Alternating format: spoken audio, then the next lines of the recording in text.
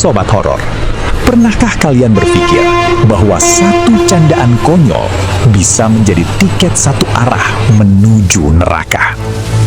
Malam ini, kita akan menyaksikan 3 nyawa yang terjebak dalam keisengan fatal di jalanan sunyi yang tak berujung. Karena telah berani mengusik iblis yang salah, mereka kini diburu oleh predator yang haus darah. Tak ada tempat bersembunyi, dan tak ada ampun. Seorang wanita kini terjerat dalam dekatan sang psikopat, menjadi pion dalam permainan maut demi membalas dendam. Ingat, di jalur maut ini, candaan berarti mati. Dan bagi sang penjagal, jeritan ketakutan adalah simfoni paling merdu yang menggema di atas aspal yang membara. Pasang sabuk pengaman kalian erat-erat, karena sebuah pelarian berdarah dimulai sekarang. Inilah alur film Joyride. Louis Thomas nekat membatalkan tiket pesawat dan membeli mobil bekas demi menjemput dambaan hatinya, Vena, dalam perjalanan lintas negara yang ambisius. Namun rencana romantis itu berbelok tajam saat ia harus mampir ke penjara Salt Lake City untuk membebaskan kakaknya yang bermasalah, Fuller.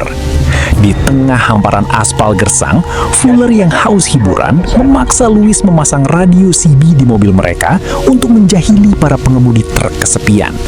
Tanpa sadar, mereka memancing monster di balik kemudi saat Louis menyamar menjadi wanita bernama Candy Kane dan menggoda seorang sopir misterius dengan call sign Rusty Nail. Sebuah lelucon konyol yang seketika mengubah deru mesin mereka menjadi simfoni teror di sepanjang jalan bebas hambatan. Suara berat Rusty Nail yang dingin mulai merayap melalui frekuensi radio, menelan umpan Fuller bulat-bulat hingga suasana di dalam kabin berubah mencekam. Louis yang awalnya ragu, kini terperangkap dalam akting erotis yang membuat Rusty Nail semakin terobsesi untuk bertemu langsung di sebuah motel remang-remang. Fuller yang merasa di atas angin terus memprovokasi, tidak menyadari bahwa pengemudi truk tersebut bukanlah lawan yang bisa diajak bercanda. Malam pekat dan guyuran hujan deras menjadi saksi bisu saat mobil Louis dan Fuller menepi di sebuah motel terpencil dengan rencana gila mereka. Fuller yang tak sabar segera menuju resepsionis untuk melancarkan fase terakhir jebakannya. Di sisi lain, Louis mulai merasakan firasat buruk saat menyadari bahwa sosok yang mereka pancing melalui radio bukanlah manusia biasa, melainkan predator jalanan yang tak kenal ampun. Suasana berubah menjadi mencekam ketika suara mesin truk raksasa mulai menderu di kejauhan. Ketegangan pecah saat Rusty Nail tiba dan mulai mengetuk pintu kamar yang mereka janjikan dengan dentuman yang menggetarkan jiwa. Fuller yang awalnya sombong kini terdiam 1000 bahasa saat melihat bayangan besar sang pengemudi truk terpantul di bawah cahaya lampu motel yang berkedip. Sang monster telah memutuskan untuk bermain dengan aturannya sendiri yang brutal. Kini, setiap detakan jantung mereka berlomba dengan langkah kaki Rusty Nail di koridor motel, mengubah lelucon radio CB menjadi mimpi buruk nyata, di mana pelarian terasa mustahil dan maut hanya berjarak 1 tarikan nafas. Pagi harinya, suasana tenang mendadak pecah saat polisi mengetuk pintu kamar. Petugas menanyakan kejadian janggal di kamar sebelah pada malam sebelumnya. Ternyata, pria malang bernama Ronald yang sempat mereka kerjai ditemukan terkapar di pembatas jalan tol dengan kondisi yang sangat mengerikan. Lewis mencoba meyakinkan petugas dengan menirukan suara rintihan aneh yang ia dengar dari balik dinding semalam. Karena keterangan mereka dianggap penting, polisi membawa kedua pemuda ini ke rumah sakit untuk melihat langsung dampak dari lelucon mereka. Di sana, nyali mereka ciut melihat Ronald yang kritis dengan luka parah di wajahnya. Sheriff Ritter yang geram kemudian menginterogasi mereka di kantor polisi, menegaskan bahwa keisengan konyol mereka telah memicu sebuah aksi percobaan pembunuhan yang sangat sadis di wilayah hukumnya. Meski dibebaskan, Sheriff Ritter memberi peringatan keras agar mereka segera angkat kaki dari wilayahnya sebelum matahari terbenam. Lewis dan Fuller pun kembali ke jalanan dengan perasaan was-was, menyadari bahwa permainan mereka berujung petaka bagi orang lain. Di tengah perjalanan malam yang sunyi, Lewis mencoba menyalip sebuah truk besar. Namun suasana mendadak berubah mencekam saat suara berat Rusty kembali terdengar di radio CB. Lewis mencoba menggertak dan mengejek Rusty lewat mic, menyuruhnya mencari psikiater daripada mencari candy cane. Namun, gertakan itu langsung bungkam saat Rusty Nail membalas dengan kalimat yang membuat darah mereka membeku. "Kamu harus memperbaiki lampu belakangmu." Sontak, Lewis dan Fuller menoleh ke belakang dan menyadari bahwa truk raksasa itu sedang membuntuti mereka di kegelapan. Suasana makin mencekam saat Fuller dan Lewis berhenti di sebuah pom bensin terpencil di tengah kegelapan malam. Lewis mencoba menghubungi polisi melalui telepon umum di dalam sebuah minimarket. Namun usahanya sia-sia karena ia hanya terhubung dengan mesin penjawab otomatis. Di saat yang sama, sebuah truk pengangkut es berukuran besar tiba-tiba muncul dan berhenti tepat di samping mobil mereka, menciptakan ketegangan yang luar biasa. Ketakutan mereka memuncak saat melihat sang pengemudi truk turun dengan membawa pentungan besar. Tanpa pikir panjang, Lewis segera berlari keluar dan menyuruh Fuller untuk secepatnya menginjak gas. Mereka memacu mobil keluar dari pom bensin dengan kecepatan tinggi, berharap bisa melepaskan diri dari kejaran sosok misterius tersebut. Namun, teror sesungguhnya baru saja dimulai saat mereka menyadari bahwa truk besar itu mulai membuntuti mereka di jalanan yang sepi dan gelap gulita.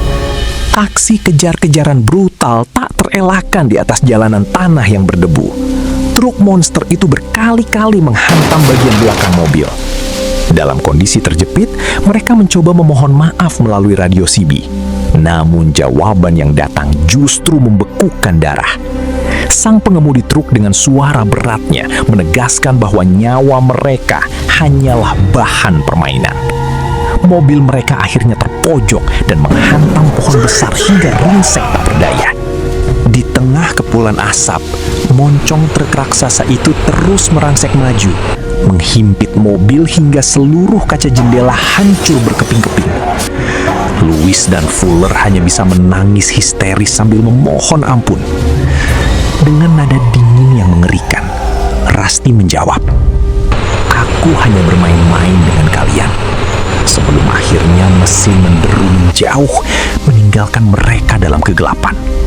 Saat fajar menyingsing, Fuller tampak berjalan gontai di sebuah pom bensin tua, membawa trauma mendalam dari malam yang hampir merenggut nyawa mereka.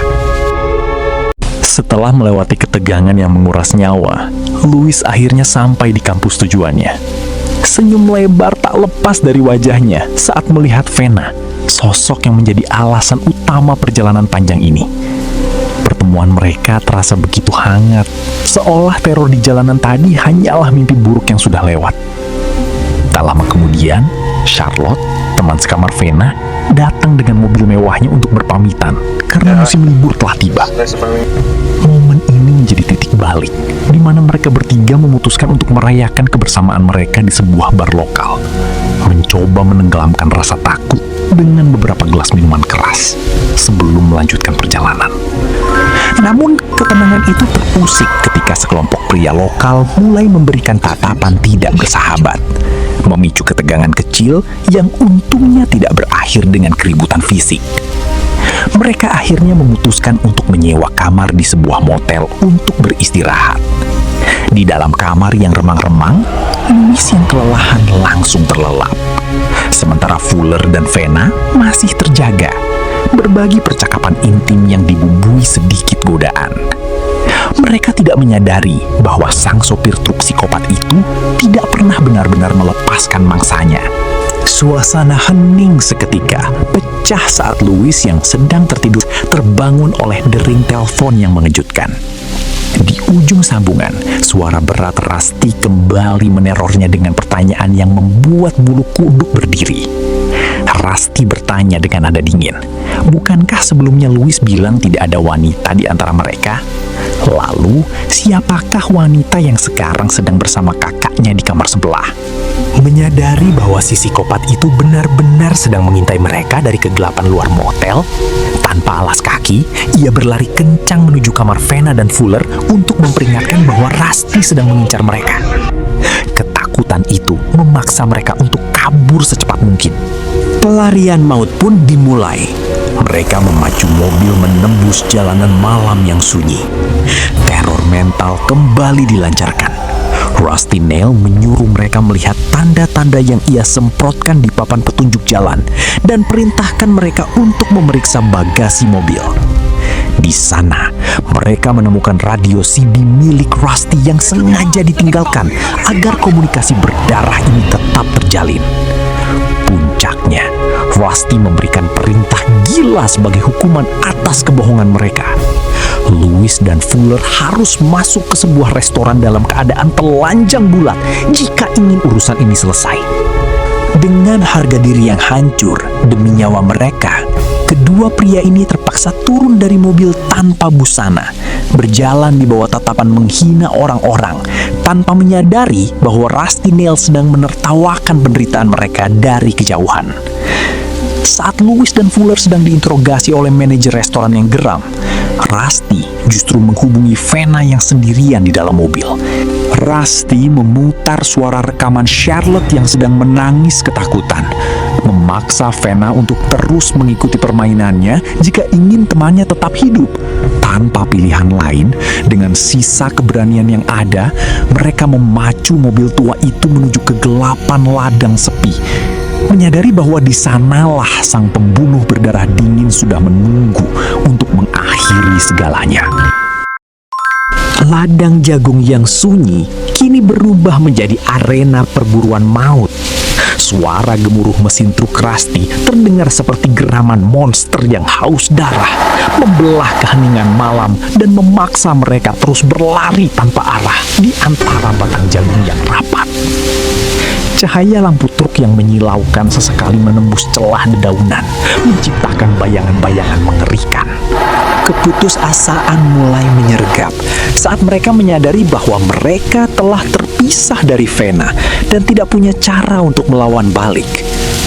Hanya bermodalkan nyali yang tersisa, mereka terus memacu kaki, berharap menemukan jalan keluar sebelum moncong baja truk itu melumat tubuh mereka di tengah kegelapan ladang yang tak berujung. Situasi semakin kritis saat Louis dan Fuller menemukan mobil mereka sedang terbakar dan mendengar suara teriakan Fena lewat radio CB. Dengan napas tersengal, Louis mendekati radio dan mendengar ancaman Rusty untuk datang temui dia tepat jam 12 malam di motel kamar 17 di kota berikutnya. Api tiba-tiba membesar dan menghanguskan mobil mereka. Di tengah kepanikan, mereka menyadari bahwa Fena telah hilang diculik oleh sang sopir truk psikopat tersebut. Tanpa ada waktu untuk meratapi keadaan, Louis dan Fuller terus berlari sekuat tenaga menembus kegelapan, mencari tempat perlindungan atau bantuan apapun sebelum nyawa mereka juga ikut melayang. Mereka akhirnya menemukan sebuah pom bensin yang tampak sunyi. Di sana, mereka melihat sebuah mobil pickup Ford tua yang menjadi satu-satunya cara untuk mengejar Rusty. Fuller melakukan aksi nekat, mencoba menghidupkan mesin melalui sambungan kabel darurat. Ketegangan memuncak saat seorang pria memergoki aksi mereka. Namun, Louis berhasil mengelabuinya. Begitu mesin tua itu menderu hidup, mereka langsung tancap gas, mengejar jejak truk maut Rusty dan menyelamatkan Fena. Suasana motel yang sunyi seketika berubah menjadi labirin kecemasan. Saat Louis dan Fuller mengendap menuju kamar nomor 17, setiap langkah terasa seperti menginjak duri, dihantui oleh ancaman Rusty sang psikopat. Langkah Louis terhenti saat sebuah telepon berdering di kamar nomor 18 yang pintunya terbuka. Dengan napas terengah, ia mengangkat gagang telepon dan disambut suara parau Rusty yang mulai memainkan permainan psikologis terakhirnya. Sang psikopat memerintahkan Louis untuk menempelkan telinganya ke dinding, memaksanya mendengarkan suara napas ketakutan Vena di kamar sebelah. Sementara itu, Fuller bergerak diam-diam memeriksa sekeliling hingga ia mengintip melalui jendela kamar 17. Di sana, ia melihat pemandangan mengerikan. Vena terikat di kursi dengan senapan yang dipicu oleh pintu kamar. Namun, sebelum sempat bertindak, Rusty muncul dari kegelapan dan membekap mulut Fuller. Ketegangan mencapai titik didih saat Louis, yang tidak tahu apa yang dilihat Fuller, bersiap memutar kunci pintu kamar 17 sesuai instruksi Rusty. Di saat tangan Louis sudah berada di knop pintu dan siap membukanya, Fuller dengan sisa tenaganya berhasil berontak dari cengkraman Rusty. Ia berteriak histeris, "Jangan buka pintu itu!" yang berhasil menghentikan gerakan Louis tepat di detik terakhir. Louis berlari dan menemukan Fuller tergantung di pagar kayu dengan kaki tertancap besi tajam. Di saat bersamaan, Rusty tampak meninggalkan parkiran motel dengan truknya. Polisi mulai tampak berdatangan mengepung lokasi yang justru menambah kekacauan karena mereka tidak menyadari bahwa di balik pintu itu ada mekanisme maut yang siap merenggut nyawa Sandera. Louis berhasil turunkan Fuller dari atas pagar. Namun belum sempat bernafas lega, tiba-tiba mereka dengar keramaian polisi yang sedang periksa dari kamar ke kamar. Fuller ingatkan Louis bahwa nyawa Vena dalam bahaya. Situasi berubah menjadi perlombaan maut saat Louis nekat menerjang jendela belakang kamar 17 tepat ketika polisi mendobrak pintu depan. Dengan gerakan kilat, ia menjatuhkan kursi Vena ke lantai, menyelamatkannya dari jebakan tembakan maut di detik terakhir. Namun teror belum usai. Di luar sana, truk raksasa Rusty Nail kembali menderu, melaju kencang untuk melindas Fuller yang kakinya masih tertancap besi. Di tengah kepungan peluru polisi yang mencoba menghentikan truk tersebut, Louis berhasil menarik Fuller menjauh sesaat sebelum truk menghantam dinding motel hingga hancur berantakan. Saat debu mulai menghilang, polisi menemukan sosok pria tewas di balik kemudi dan Charlotte yang terikat di bawah kursi. Namun, kemenangan itu hancur seketika saat sebuah suara parau kembali bergema di radio CB ambulans. Mereka tersentak sadar bahwa mayat di truk itu hanyalah korban kambing hitam, yaitu Jones, seorang supir truk es krim, dan Rusty Nail yang asli masih hidup, tertawa di balik kegelapan, siap melanjutkan perburuan mautnya. Sobat horor, apa yang dialami Louis dan Fuller dalam film Joyride tadi memberikan kita satu pelajaran berharga. Jangan pernah bermain-main dengan orang asing yang tidak kita kenal. Terkadang, sebuah candaan yang kita anggap sepele bisa menjadi pematik api sisi gelap seorang psikopat. Ingat, setiap tindakan punya konsekuensi, dan dalam kasus ini, harganya adalah nyawa. Terima kasih sudah ikuti sampai akhir. Saya, narator dunia horor, pamit undur diri. Subscribe sekarang biar tidak ketinggalan kupasan film horor dan misteri berikutnya.